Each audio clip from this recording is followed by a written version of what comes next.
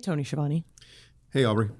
How you doing? I'm doing great. It's great to have everyone back with us on All Elite Wrestling Unrestricted. Unrestricted. It's the official podcast of AEW. We are with Jon Moxley. Shit. And John, thanks for being with us, buddy. We know this is a real official operation here because you got one of those things. I know, right? I got a little clacker. What are they called? I don't know. There's Clacker? a term. A slate. Slate, okay. Slate. Yeah, I Yeah, got we a got a little real director slate. slate, and they make me clack it in between each segment so that they know where to cut. Right. It's really a convenience thing, Very but they gave me a toy. It's a satisfying bad feeling. idea. Bad It's idea. like popping bubble wrap. We were talking about that in one of the other podcasts, like just putting bubble wrap on the table. Right. Just record an entire 15 minutes of us just popping bubble wrap. It'd be dope as fuck. Hey, John. Good to John, see you. Yeah, hey, I made it. You did make it. I wanted to talk about your beginnings in wrestling. You're from Cincinnati. How did you first discover pro wrestling as a kid? Your first memories? I don't remember a time before it. Really? I remember there was a couple kids who lived in the apartment underneath me who had like wrestling figures and some old WWF videotapes that might have been not necessarily old at the time, but I remember watching it at their house, and that's kind of my first memories. I mean, pretty much it was just always the thing that I liked. That and Ninja Turtles and stuff like that, you know? Yeah. I had the Ninja Turtle action figures. They had the car that shot the pizzas. Oh, yeah. Oh, dude, that was legit. You were really big into Bret Hart. When's the first time you saw him wrestle? Probably around that same time. Yeah, like early mid-90s, Bret was the guy. Right. I kind of missed Hulkamania. I was born in 1985, so by the time I was watching and could understand what was going on, You kinda moved past I'm that. like 7, he's already kind of out. Right. Bret was the guy at that point. Sure. So, he'd be on like WWF Superstars or the Saturday morning shows, and, I'd watch there was a lot less wrestling content back then. There might have been 1 hour show a week. Or there was WCW too, but I never really saw much WCW until a little later, until like the Nitro days. I was never exposed to it. Sure. But you find that 1 hour a week on was about all there was back then. But there was videotapes, so I was obsessed with videotapes. You were a tape trader? All of them, dude. I'd go to every video store, every flea market, anywhere where they sold VHS tapes and scour for every single possible wrestling tape I could find. And kind of started piecing together I remember like kind of piecing together the history of stuff from like, okay, this was from 89. This was WrestleMania 6 or whatever. And then this is 7. And then kind of like, I remember like writing stuff down, like writing like title histories down when I was a kid. Like, okay, wow. like kind of trying to compile the history through like videotapes, Because you're getting it all kind of scattered. Yeah. That's crazy. Wow. So as this big fan, you finally get your chance in wrestling. And let's talk about when you first started in wrestling. When did that happen? I know Les Thatcher has a lot to do with your career. And Yeah, I started when I was, I first walked through the doors, I was 16 years old. I guess I was maybe like it was right about the time I left high school. Mm-hmm. As I would have been a junior in high school. It was 2003, I guess. So I saw an advertisement there was a company that I started called HWA. At the time, it was it's Heartland Wrestling. At the time, it was like a developmental territory for WWE. And so they had a lot of like farm guys, developmental guys there. So they had some really good shows. It was Jamie Noble was there, Spanky, the Island Boys, one of which was Roman Reigns' brother. The other one was Umaga, BJ Whitmer. Shit. Crazy roster of talent for a little local promotion. But I saw an advertisement for the show, and it was at a place called Red Barn Flea Market. And I was like, oh, dude, I've never really seen live wrestling. I'd been to one show with like nosebleed seats, but I could never, that was a WCW house show or something, like super nosebleed seats. It's not really the same thing as being there. Because every time we come through like Cincinnati Gardens, I couldn't afford to go because I didn't have any money. Right. So like I would stand outside and like, I remember me and my friend trying to find a way to sneak in. And we just couldn't, like through the back loading door where they're like bringing in pizzas and stuff. We couldn't. You're never successful. Couldn't get in. No. So I went to this show and it was up close and personal, like, and it was mind-boggling. Everybody just seemed so humongous to me, like physically, like. Well, because they were. Yeah, like massive. I mean, larger than life in a sense, but like just actually physically huge. Right. I remember the first guy who come through the curtain was a guy named Johnny the Bull. And he looked like the largest human I've ever seen in my life, just jacked up. Was just like, and just seeing wrestling like up close and personal for the first time, and like feeling like the contact, and like noticing like how loud the ring, the noise the ring made and stuff. I was like, oh man, and it was like literally close enough I could like reach out and touch it. It started to be like this, because like this could happen. I had no idea how to get into wrestling. Right. But at that moment, you know that it's real and it's a thing that people could do. It seemed like it was so much, the internet was already around and stuff back then. Yeah. But it was like before smartphones and everybody had phones and stuff. I didn't ever have the internet because I didn't have a computer. So the only time I would ever be like online would be like if we had computer lab in school or something like that. So I had no idea how to get started. Or that if it was impossible. Because like back then there was so much more magic. It's not like, oh, you know everybody's real names and everybody's on Twitter now. Like me and my friends just talk like what's the Undertaker like in real life, you think? Like you think he's like that all the time? Right. Sure. Like you think he like sleeps in an urn, in a casket, you know? Because you don't know. Right. Right. You're like, who are these people and how do they get into it? Because it was, more closed off world.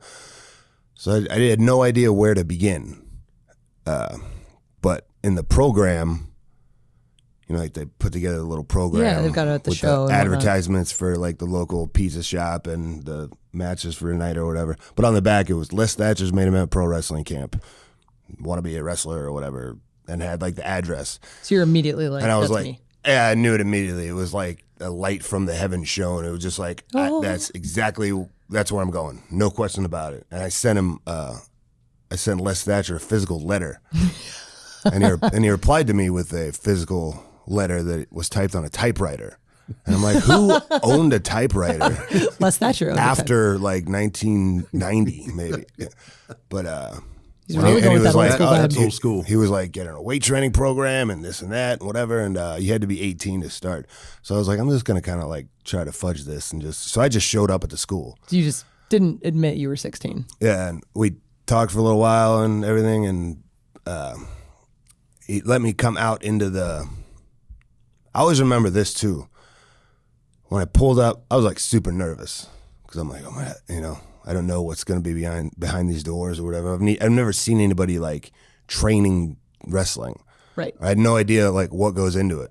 I'm like, how much is real? How much is fit? I don't know how. It's a completely new world to you. I don't know how you put it together. Mm-hmm.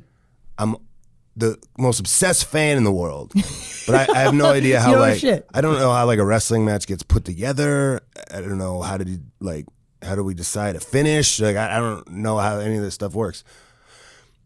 And I remember pulling up to like the back. The school was like many are like a loading dock kind of. What do you call that? It's like a truck storage, like a warehouse. Yeah, like a kind of a warehouse, right. A strip mall kind of thing with all the units or whatever. So I pull up to the back, nothing fancy, where there's like the big garage door. Yep. And it sounded like somebody was shooting guns. It sounds exactly like before, if you ever go to like a shooting range and you hear like the pop pop, it was like pow, pow, pow. It was so loud and it was like reverberating off the garage door. I'm like, what the hell is going on in there? It was just people taking bumps and taking falls. And it was so loud. And I was like, it's like gunshots. And this dude named Matt Stryker, not the one that was like the announcer on TV, it was a different Matt Stryker. Right. The unibrow. Awesome wrestler. STRYKER. Mm-hmm. He was the man. If you find any footage of him. Anyway, he and I'd seen him on the show, so he was like the biggest star in the world to me, and he just opened the door and stuck his head out, and I was like, I'm coming to like check out school or whatever. And anyway, I talked to Les for a while, and then he brought me in to watch some of the training session, and like, it was like seeing, it was like the Wizard of Oz, seeing like They pulled the curtain back. Like the curtain was pulled back. I was like, oh my God, like seeing people. I remember they were like working on like punches and strikes and stuff like that. And a guy named Cody Hawk was the primary trainer at that point. Les was kind of more of just the name on the marquee kind of thing. The guy who handled most of the day-to-day physical in the ring was a guy named Cody Hawk, who was an awesome worker too. And talked to him after the practice. I sat there and watched the whole thing for like 3 hours, just like transfixed. Mm-hmm. And talked to a couple of guys and whatever, and he was like, yeah, if you can, he's like, yeah, if you want to just hang out at sweep the floors, help set up the ring, whatever, be ring crew or whatever, do. So he basically let me start hanging at the shows and help setting up the ring. And I would go to like practices and just watch and just be like, okay, I'm just going to study everything, and then I'll go do the drills like on my own or whatever if I'm not allowed to start. And they ended up just like before the show, like, somebody'd throw me in a ring and start messing around with me. And I just kind of slipped in and started training full time in like probably early 2004. My first match in June of 2004. So, but it was like old school camp, you know, like Les was worked in the 60s. And it was like, it was like minimum 6 months of training before you even get to have a match. Like, you had to be something of not a seasoned pro, but you had to be like capable. They wouldn't just throw you out there and let you look like an idiot. Like you see some, like a lot of schools probably do, or indie shows, you know, see people who are like, that doesn't look like a pro wrestler. That's like training for a few months. Kid playing pro wrestler. You know? Like you had to like be in shape, look good, have a good gimmick or whatever. They were big on like gimmicks, you know. They had a guy named Chip Fairway who was a golfer. They had Pepper Parks, who is now the Blade, who was a male cheerleader. His partner was a football player named Chet the Jet. Cody Hawk was a surfer, you know. So where did Jon Moxley come from? Actually, there was another kid at the school named Jimmy, and since I was literally like high school age, they're like they wanted us to be like they gave us like a comedy gimmick from they want us to be like stoner football players. Because it's like I'm either gonna make you the biggest stoner or like some kind of like stoner jock football player or something. And they ended up giving him the same thing, and they made us a gimmick, and they gave us a cheerleader. Pepper Parks. No, it was a female cheerleader named Jen, who I'm still friends with to this day. So we were like this, wore these blue, like, I still had a practice football jersey from when I played football in high school. So that was like what I wore to the ring, and like wore like white football pants, and we just do like comedy stuff. Like we were like buffoons, like we would like accidentally run into each other and stuff like that, and do all this football related nonsense. You know, when you're starting to, it's easier, I think, to start rather than just jumping right in and having serious 20-30 minute matches. When you have like a gimmick to rely on, when you don't really know what you're doing, you can kind of hide behind that, but you have like a shtick. Yeah, you can, and then kind of figure it out as you go along. But anyway, so I didn't have a name. I'd probably been thinking about names for years and years, but I had no ideas, because the day we had our first match, it was just like,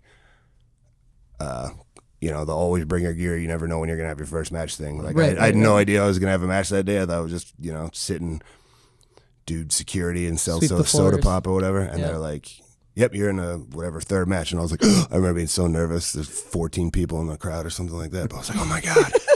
Now I don't get nervous at all. Right. But for that day, I was like, I almost immediately shit my pants. More people in the locker room than in the crowd. Right before I'm about to go out, the ringer's like, what's the name? And Cody's like, well, what name did you come up? I'm like, I don't really have one. I was baffled. I froze up. I didn't have a good name. And they're like, we had the football uniforms on, and this other wrestler guy who's just like, it's like the Varsity Blues guy. He's like the guy from Varsity Blues, Jonathan Moxley. And they're like, that's cool. And I was like, oh, okay. I was too nervous to say yes or no or whatever. I was just like, okay. And that literally on the spot within 90 seconds. That was your name. That's where the name come from. Actually, in the movie, what's that guy's name? The guy from like, what's that guy's name? Yeah. I saw the movie, but I'm not good. Long time ago. James Vanderbeek. James Vanderbeek. Oh, thanks. Oh, there we go. In the movie, it was Mox's son. Oh, Jon Moxley. So the guy screwed up the name a little bit. Well, there you go. Then you're not copying somebody. Yeah, it worked. Yeah, wasn't my idea at all. It was just like it was just foisted upon me, and I just after I would drop the football thing after like 6 months or however long it was, I just kept the name locally, and then I've always kept it, and I don't mind it. It works. He's going to laugh when I say it, but he really, really is. Look at his eyes roll already. Listen, where are you going with this, buddy? We are talking with one of the great champions, Taz, and I say that honestly. Taz and I give each other a hard time a lot. I always love the laugh that happens after someone says that. But if you followed pro wrestling, you know his accolades. ECW World Champion twice, TV Champion, ECW Tag Team Champ many times, a color commentator for the WWE, in-ring performer for TNA, and a broadcaster, now part of the AEW broadcast team. Not only that, successful podcaster, radio host. Anything you haven't done? No. Did we miss anything? No, I think we're good. Thanks for joining us. Thanks. Good to talk to you, Tess.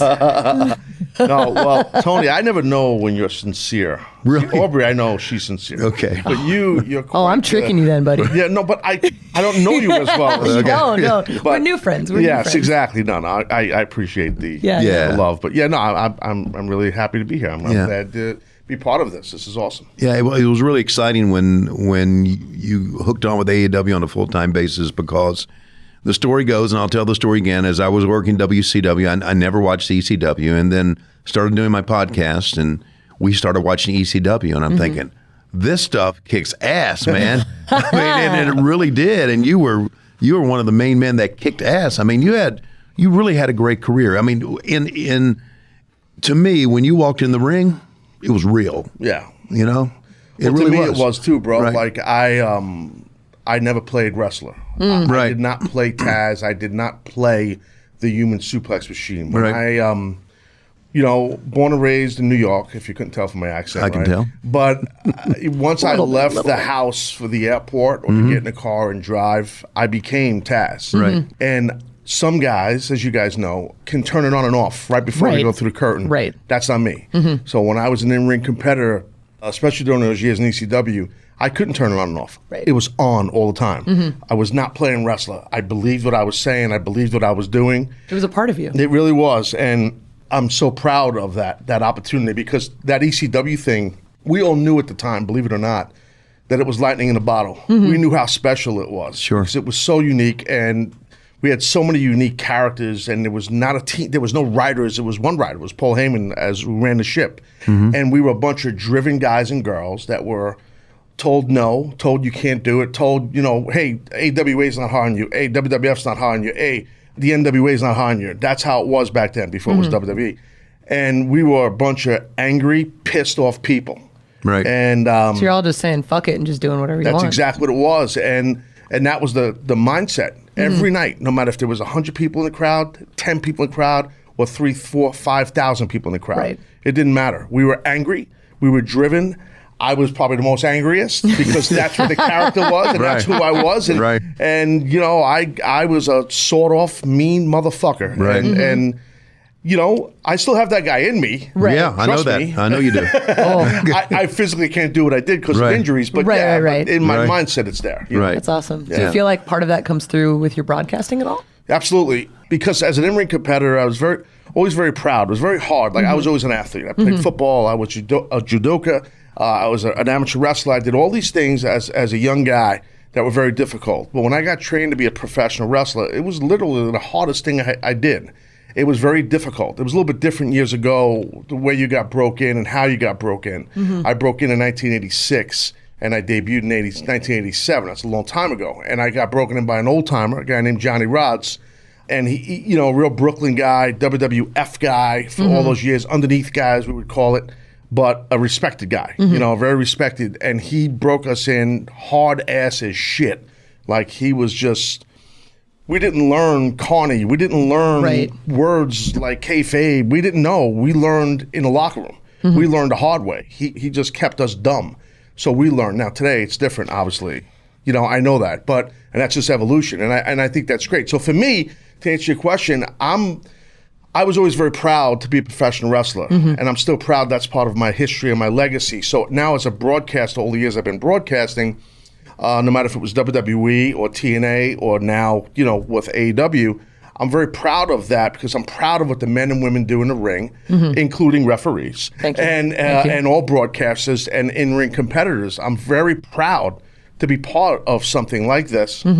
With young folks. I love young vision. I love the young exuberance. I love the young energy, you know, because, so like we talked ECW. So years ago, during those ECW years, the whole company, as I laid out, was pissed and we were angry. We were driven. But we were also told, you guys suck, you guys, by the old timers. Right. Sure. You guys are killing the fucking business. Oh, God, we get told all that today. I know. Oh. So when Every I day on first Twitter. started getting, I know, well, yeah. Maybe not you. I see the same bullshit, but you know that stuff is like you gotta take with a grain of salt. I mean, these are people that a lot of these people are just never taken a bump, never sacrificed, never been away from loved ones, never been missed birthday parties, missed weddings, had fights with their significant other on the phone while you're 2,000 miles away. Right. They don't understand that. See, so they don't understand that. That's a whole nother podcast. Right. That just fucking irks me. So I don't have to go there. But anyway, so the thing we'll bring in Taz later. Exactly. The thing I was getting at was like the ECW thing. Like, so we were told, just like AEW, by a lot of, you guys are doing too many spots. You guys don't sell. That guy, he's going through tables and there's too much blood. You guys are juicing. That guy's doing too many suplex. That guy's, fuck you. Yeah. Okay, that's how we were towards those old timers. Right. And I feel the same what you get with a lot of the AEW talent. You know, these guys are not big enough. I was told my whole life I wasn't big enough. You know, my whole career. So that to me, it just drives this locker room, this AEW locker room, all the guys and girls. So I can, that synergy's there for me from the way it was in ECW and what we were told back then to, you know, fast forward all these years to now. The way people are saying, some people are saying towards AEW, old-time wrestlers, old-time wrestling personalities, not just social media fans and stuff, you know. Well, you guys, what you did back then has stood the test of time, right? Yes, sir. I mean, it's what we see today. Yeah, absolutely. And I know you got to be proud with that. And you talked about being an announcer, but you're more than just that. I mean, you help these young kids. You really do. You mean here at AEW? Here at AEW, yes. I try to hang out by the ring. Right. And I don't mean this egotistically, because I don't want to come the wrong way, but they come to me. Right. Well, of course they do. You know, they come, which I appreciate that. They appreciate me, but I appreciate them being humble enough to say, hey, what'd you think of this move? Or, hey, should I change this? Hey, do you have a mindset on this, Taz? I love that. I'm a coach at heart, so I love that. Sure. You know, I love to give back because I didn't have a plethora of veterans who helped me years ago. Right. But I did have a couple of them that really were very helpful to me and taught me a lot. So I always remembered, hey, if I ever make it per se, I want to help. I want to help guys and girls, you know, if I ever get to that level. So I'm blessed and I got to that level, and I love to help these guys and girls here. I love to help them on the microphone as a broadcaster. I'm not a play-by-play guy. I mean, Tony, you know, I look at you as your traditional play-by-play guy. Right. That was never me. I'm more of a color analyst. Sure. I'm more of a color analyst and color commentator. Right. You know, and just if I could say, I don't want to jump ahead. You guys might want to get to the color commentary stuff, but we're just organically shooting the shit. That's what we're doing. That's all we're doing. You know what I mean? Like, that's what I'm having so much fun right now as we record this. You know, I'm doing commentary with Excalibur on Dark. I love it. You know, because it's a lot of the younger people a lot of them are chomping at the bit to get on Dynamite on a regular basis, and I love that. So my job. No one's told me this, but I know my job is to help get those guys and girls over what they're doing in the ring and accentuate that. Right. So, like, all year, like a lot of my commentary work in TNA, some people didn't like my commentary work, some of it, because when I was a heel character and I was with this Aces and Ace group, they wanted me to be a heel commentator. Right. So I was acting like an asshole on the air and not really getting everybody over it, except the heels. I hated it. Sure. But as you know, you guys, do what you're you gotta getting do. paid. You got to do your job. If you're dealt these Right. cards, you have to play them. Right. And in WWE, a lot of my, not a lot, but some of my commentary was ha-ha fun. That's what the boss wanted. Sure. You know, what I'm doing as a commentator in this company, I love, is I get to break down the physicality. And that's my dream gig as a color commentator. Whenever I gotten a chance all the years I've been doing this to break down action, I'm at my happiest. And here, like, I'm not micromanaged. No, Which no, is it is. beautiful. There's Right? no one You to don't have anyone in your ear. No, That's broadcast, wonderful. right? just a little bit, obviously. Like some timing stuff and You whatnot. need that, as Right, you know, right. Tone, right? You need that, in and out of break with graphics or whatever and stuff like that. But no, you have your own creativity, and what you're sitting at the table for is to get talent over and to get the storylines over and push things forward. So I'm having a blast right now. I mean, maybe the other shoe would drop and I'll be fucking pissed off here. That could happen. Right. That really could. I'm just letting you know. No, listen. Times have changed. They really have. And, we talked to some others like Dustin Rhodes and about how great it is backstage to be here. There doesn't seem to be any agenda. Right. And that what makes it a great place to work. You went through the politics of wrestling. Jeez. I mean, it was terrible. Absolutely. Yeah. You were saying you were No, gonna say something? it's just one of those things where it's like we're all just here to have fun. Yeah. And it's so cliche when we say it because everyone's literally saying it.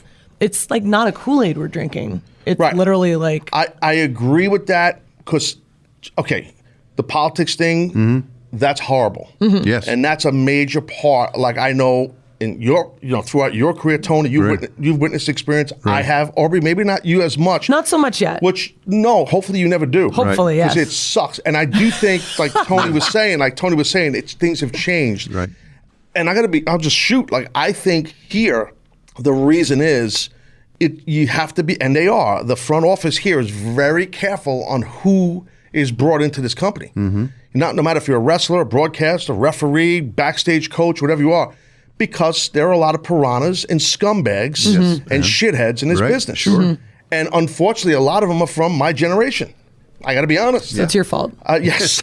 So I'm telling you, and look, there's shitheads all over the place, obviously. But Every industry. Every not just industry, wrestling. absolutely, I agree. But I just maybe just closer to me because I understand my generation of professional wrestling very well. And I think here it's the right people. The right people. And like Aubrey, what you said about as far as it's fun here, it should be fun. It's wrestling. It should be fun. It should be fun, but here's the but. There's got to be accountability. Yes. And I do think that happens here. You can't, I'm not saying you said this, I'm not putting words, I'm just saying it's got to be fun, but it's work too. It's business. We got to make money. I We got to didn't say get it, shit but over. I 100% agree with you. Yes, right, Like we're here to do a job, Correct, right? Like sure, correct. we're here to have fun and Correct. whatnot, but at the end of the day, we're doing a live television product. That's exactly right. We got to make money. Like Absolutely. it's fun. You gotta. We want to keep doing this. Sure, and So you it's want a to have job. fun. It is a job. It's like Kevin Sullivan. Not the Kevin Sullivan from here. Gotcha. The devil Kevin Sullivan. devil. That one. The Taskmaster. Yeah, right. He was one of my few mentors who Right. helped me very much. Right. And he told me a line, I'll never forget it, years ago. And Tony, you might have heard this one. This is a long one. Okay. He said, pro wrestling is high school with money. Yeah. Oh my God. Oh, I've Think about it. never That's heard what that before, but that is It's high perfect. school with money. I Right. mean, most people had fun in high school. Right. Unless you're like Schiavone, you got beat up in high school all the time. But I'm not surprised to hear that at all. He knew me. Was Taz the one that beat you up? In high yeah, school? I do. I wanted to would've. beat him up recently in a production meeting. I wanted to beat him up very recently. What, Because the he one- ribbed me. Yeah. know, What did he do? rib, What the did he do? Well, I'll tell you. We'll bring people behind the curtain. So in these production meetings, somebody help me here. It's like a massive meeting. We all Right. meet in catering Tuesday night. Right. And And- there's a head table. There's a head Tony table. knows. Set me There's a up. head table. Set me up. Head table. Cody. I heard this happen. I'm not Tony saying- Khan, EVPs, Right. EVPs. and Cody starts reading through the card, Correct. kind of But- telling us a little bit of the show, and we're all That's kind of right. flipping along. That's all true. But what's at the table in front of those men? Oh, the little signs with their names, The little signs with their names. with the Right. little shoot names. Right. Right, which means real. Right. So we go into a meeting recently here All right. at AEW, and I mind my business. I sit in the back of the room, And Tony, look at Schiavone. He's acting like, well, tell me. He knows he knows fucking everything. I heard this story. Yeah. And I have my own sign. I have it. I'm excited. Did you see the sign? You have a sign? I didn't make the sign. It said, You did. Somehow this sign showed up. It said Taz. The guy to your left. It wasn't on the front. So you put it on the front table. I was just you thinking, son of a bitch. I would have been funny. The bigger rib would have been if you would have moved Tony Khan's out of the way. Oh, my God. Before the meeting and put mine there and not told Tony Khan. Tony would have left. But, Tony would have found it hilarious. Wow, that is a rib. Oh, yeah, that's a rib. Oh my God! Well, I do that out of great affection and great respect of you. Oh, I do. I really do. I do, man. He's trying to cover his ass now. You see I'm that? serious. I'm serious. And when you teach these kids in the ring and you have them throw each other, suplex themselves out of the ring and hit the chairs and get hurt, I'm saying Taz has been here. Man, that's great. That part's not true, ladies and gentlemen. No, really, I want to talk about it. You mentioned Kevin Sullivan was part. Is anybody else was part of that you Helping me? Helping you? Yeah. Tony Atlas. Remember Tony Atlas? Oh, yeah. Tony helped me a lot years ago on the Northeast Independents before they were called Independents. He helped me a lot. Like I said, Kevin Sullivan. My trainer, Johnny Rods, to be honest, he trained me the right way, and I'm very happy I went to him. But I really didn't get, after that much. Like I said, he kind of let you go on your own. But Give you a couple basics, send you out, kick you out of the nest. that was it. I didn't have many more guys that helped me much at all. So I kind of found my own way, and I believe in that. I don't think wrestlers need to have their hand held. No. But I do think you need 1 or 2 or 3 veterans to help you and guide you. I'm doing that here at AEW with a couple of young talents where the company said, hey, can you kind of help them out a little bit. Guide these guys a little bit. Right. And they're very receptive, and it's because as you guys know, you need to help. Sometimes wrestlers of their own can hurt themselves out of the ring. It's not just in the ring. They're just doing the wrong thing or acting the wrong way or coming across the wrong way. That's the only thing you got to be careful. You can get heat, right? But not even trying to get heat. So sometimes you need a veteran to say, "Hey, be careful of that. That's not the right way to do that." So that's kind of what I do also. Yeah. This is AEW Unrestricted. We're talking to Best Friends and Orange Cassidy. We asked for some questions online with the hashtag AEW podcast. We actually got quite a few. We sure did. This is a lot. Mikey Kosminski, 28, says, Chuck, when are you going to finally say the S word on Dynamite? They won't let me. Why not? From what I've heard, per show, right? From what I've heard, we have like an allotment. Yeah, so I guess the big stars get that. I think if we ever win the no, of course not big enough star yet. If we ever win the big one, I think I'm gonna just hold the bell and go shit. I'm just gonna go shit. Nice. It's gonna be. I sweet. said it what once. a moment. I said it once. You said it more than once. You said it a lot. Yeah, and you spit every match too. We're not supposed we're to not spit. supposed to spit, dude. No, it says on the board. Getting hit in the face really hard and spit comes out. Yeah, man. Don't hold that shit in. I think I just streamed "fuck you" at the camera on Dark. The other day. Oh, has that come out yet? Yeah, so I'm beating up this guy. Like we're supposed to be mad at Santana and Ortiz, and I turned to the hard cam. I'm like Santana, Ortiz, and I realized, I have nothing to say now. So I just go double bird, and then immediately realizes what he's done. He goes, "Fuck you!" Oh, like that. And me and Bryce is our rep, and both of them just go, "Oh my god!" It was so insane. I'm pretty sure they aired it. Maybe I'll watch anything on YouTube, right? Yeah, they can get by with that. But yeah, they try to cut out a lot of that stuff. Yeah, TNT's logos on things. So Jess edited some of that stuff out. You're just making Jess's life difficult. Yeah. Oh, we've become very good at making Jess's life difficult. I bet you have. Every promo we ever cut takes her 3 hours to edit together. I'm sure more than that. Yeah. The Rise experience. Will Trent's mom make any more appearances on Dynamite? Who's to say? That's my answer. Okay. I mean, you're kind of to say, right? She might. I do have a funny story about my mom when his mom showed up. Oh, please. Yeah. My mom texted me that night after that match aired. I went back and checked my phone. It said, "WTF, I can drive." And then she calls me the next day. We're taping Dynamite on Thursday. And she goes, "What are you doing?" I go, "I'm at work." And she goes, "Is that fucking Sue there?" We got a few mom photos now. Oh man. As a joke, she didn't mean it. She meant it. No, she meant it. She totally meant it. All right, Flat Top Junction. Does Trent cut the grass for his mom? No. No. Cool. Great. Okay. Jonathan News. Is Sue single? No. How many? Wow. There's a lot of questions. mostly about about you. She's older than all of us. Next Okay. one. Way Off Broadway. Do you plan to keep the Dark Order away from Sue? Or are you just going to let her drink the Kool-Aid? We should really just have your mom on the podcast. So much, Right? It's not real, so it's like yeah. All right. You guys just really end the podcast on that, right? Who cares about any question? Okay. I'll keep her out of the Dark Order. So. Okay. All right, good, good. These guys were part of my childhood. These guys will be saying 30 years from now. And they said that on. Okay. This is from Ozzy20, and this is for Orange Cassidy. Will we see Orange Cassidy's orange juice at our local convenience stores?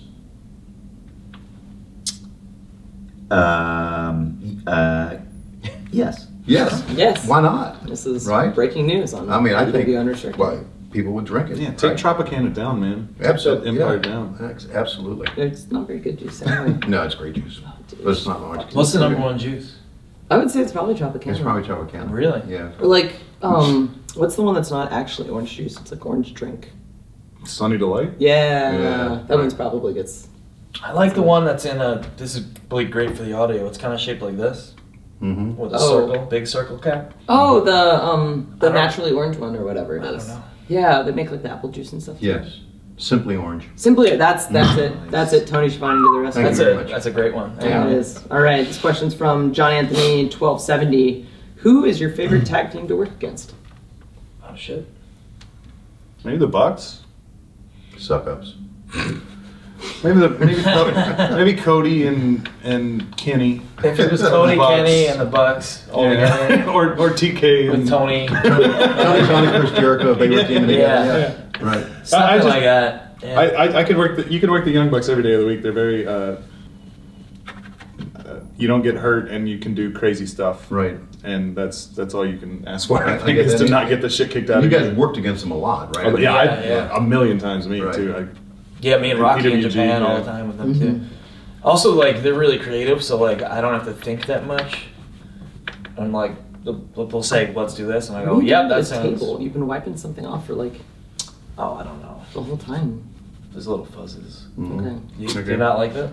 Well, That's cool. That's That's Whatever you fine. I was just curious, like smoke crack or something. See the sign What's behind going us? on, man? Unrestricted. Oh, Whoa. watch Okay. this. Jesus. Oh, that's unrestricted as Oh, hell. that's too over the top for me. I scratched the table for people just Okay. listening. What was the stuff Trent had to eat on MTV show Silent Library? And Oh. does Trent still keep in touch with the bird? Talk about that experience. What the fuck is this? Yeah. So I was on Silent Library. Yeah. I don't know if anyone knows that show, but the final stunt of the day, or like a prank stunt, I like sat in a bird nest. Close to the I sat in a bird nest and like it was called like bird feed or baby bird feed, and so I sat in the nest and I had to open my mouth, and then a man in a bird mascot costume comes out, and like it's got an open mouth and like a stream of puke shoots out of its mouth, and I have to open my mouth and accept the vomit. Was it actually? And like it, What was they it? mixed up whatever they mix up in their secret lab, and it tastes like puke. Oh shit. Like they have all the secrets to make it taste terrible. Did you get paid for this? Yeah, Makes it at least worth it a little Wow. it was fun in the end. That was a fun experience. Yeah. Okay. Oh, when the Birdman puked in your mouth. What a time. At least you're on MTV. bit. Oh man, we got a question from Marshall Haycock 77. What Get is better Twitter handles, I know. guys. What's all these numbers? Trendy. How many Marshall Haycocks are there? There apparently are 76 before me. Yeah, right. Yeah, okay. so? Who's your or what's your favorite tag match that you guys have ever wrestled together? Probably me and Rocky. Maybe I like the Zack Sabre one Yeah. with Zack Sabre and Marty Skrull. Maybe Yeah, I think that was our favorite. Maybe the it best. wasn't one. in AEW. No. Well, it went like over 30 minutes. We haven't had Yeah. a chance to do that here yet. Yeah. What's our? AEW one? Yeah. I loved your match with Kenny and Nakazawa. Oh, jeez. I bet we didn't talk about that one. No, I asked what the finish was. You're like, yeah, there's some stuff. Yeah. Whatever. We'll talk you through it. I like the one we had with Kip and Jimmy, weirdly, the little hardcore match, but I like I like the one garbage with wrestling. fans there more. Yeah. No answer. Okay. Probably never had a good one. El Smasho wants to know, I'll smash it. and this is kind of deep. This is for all three of you. Okay, this is pretty deep. So think about this. How do you balance being seriously rad wrestlers with great ability, Right. with the shtick that is so on point? It's not a shtick. It's not, no, but No, we don't like each other. It is just. Okay, with the entertainment part of what you do. Yeah. Yeah. Okay, put it that way. I mean, when we're wrestling, we're kind of not doing the shtick that much. Yeah. We hug and that's it. Yeah, I don't I know. I don't know how we balance it. We've- Are we balancing it? Yeah. I don't know if we're doing it well. Right. I think we used to do more, Goofy stuff. goofy. Now we're kind of, especially in the midst of like this blood feud with Santana and Ortiz, it's hard to be like, I want to throw this guy through a pile of chairs, but also let me hug my friend. Right. So Yeah, it's a little, sure. it's a little tougher. Right. I get that. I think we definitely do less of it now. But even in the midst of a match where you have serious content, people are expecting you guys to hug, right? It's become part of what you are, And right? an awesome New Japan Yeah. shot. That's just our fire up, pretty Right, much. sure, sure. You remember we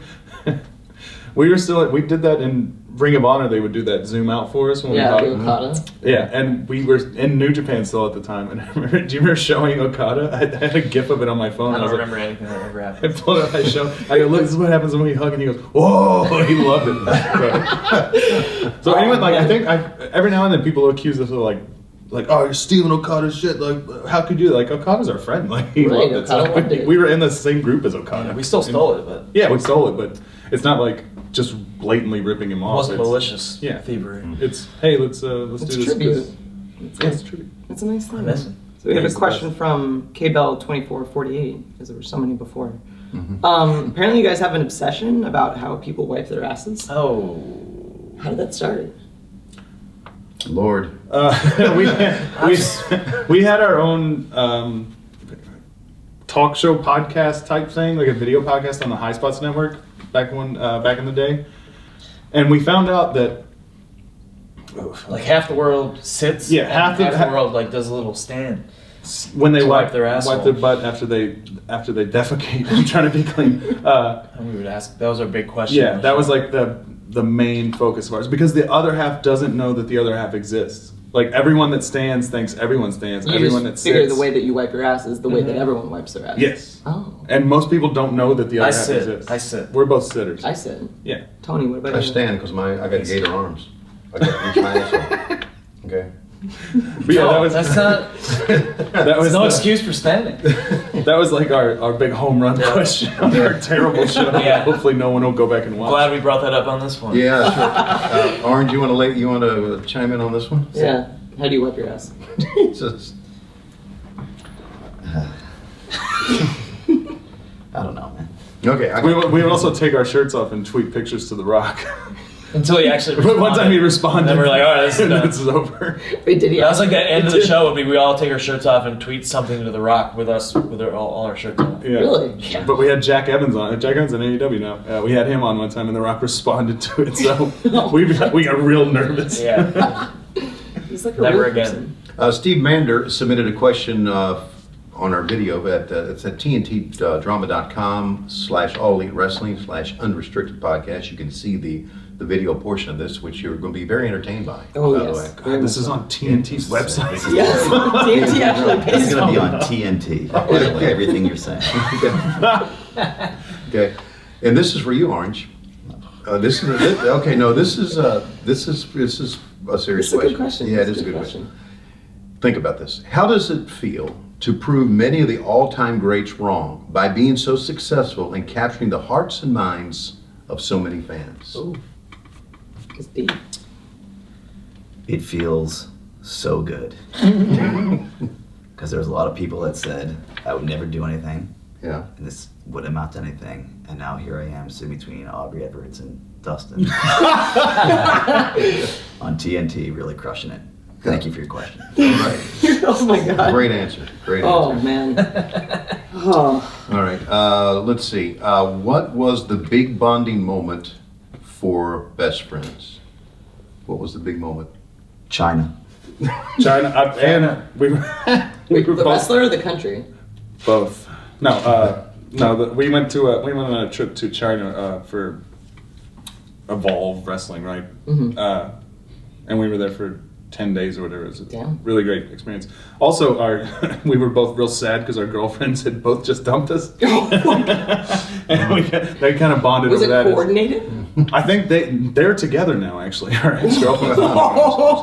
But yeah, we were both weird sad guys, so So that was the big bonding moment. commiserated Yeah. over being China shitty sad and guys. sad guys. Just sad guys in China, man. Yeah. Wait, Was that the movie? No. sad guys in China. That's a great name for a movie, I can tell you that. Okay, let's see. We missed one. Oh, yeah. Lancashire Land. Chuck, will we ever see the invisible grenade finisher in AEW? No, God, no. Okay. You hate that you ever did that. I do. It's a fucking YouTube video from 12 years ago, and I still get judged on it. It was in Chicago. It was in that stupid promotion with walking ice cream men and a bunch of ants. I wouldn't do it on TV. We got a couple more minutes. Here's some fast questions for you. Chuck, what is Trent's favorite movie? I don't actually know. What is your favorite movie? You don't have to guess. Oh, Mighty Morphin Power Rangers. No, never liked that shit. Okay. Trent, what is Chuck's favorite color? Favorite colors are for little kids only. My favorite color is orange. Weirdly, actually. Trent. Actually, Chuck, question. What is Trent's favorite cheat day food? You're not like you don't have like a great diet, right? Your body just works correctly? I mean, Like you don't do you do cheat days? I do. No, I don't do cheat days. Yeah. You don't do cheat He days at doesn't all? eat great. I do he's got- fasting, and then like whenever Yeah. I eat as much meat as I can first, Yeah. and then whatever else fits in after that. He has great genetics, man. He has those big natural titties like from birth. Wow. Big That's- natural titties from birth. Yeah, that's cool. No, more puberty that came. That's. Nah, you probably popped out. I'm with telling those you right now, that's a T-shirt. Big natural titties from birth. That is a T-shirt. I don't think there's a better way to end the podcast than that, so we might as well wrap it up. Chuck, Trent, and Orange Cassidy, thanks, man. Thank you so much. Thanks for being with Thanks, us. guys. Thank you. This is awesome. So This is subscribe to AEW Unrestricted Podcast for free wherever you get your podcasts. Please leave us a rating, review. Please tell us how much you like us talking about Tony Schiavone's balls. We didn't even talk about those. We didn't. That's We a whole didn't have nother to- podcast. We're gonna have to bring you guys back, Okay. do ad reads and shit. You can check out the video Are they version of long? the podcast Are on they long or YouTube. something? Like his balls. Yeah. What's the deal? He Standard? just- Sorry.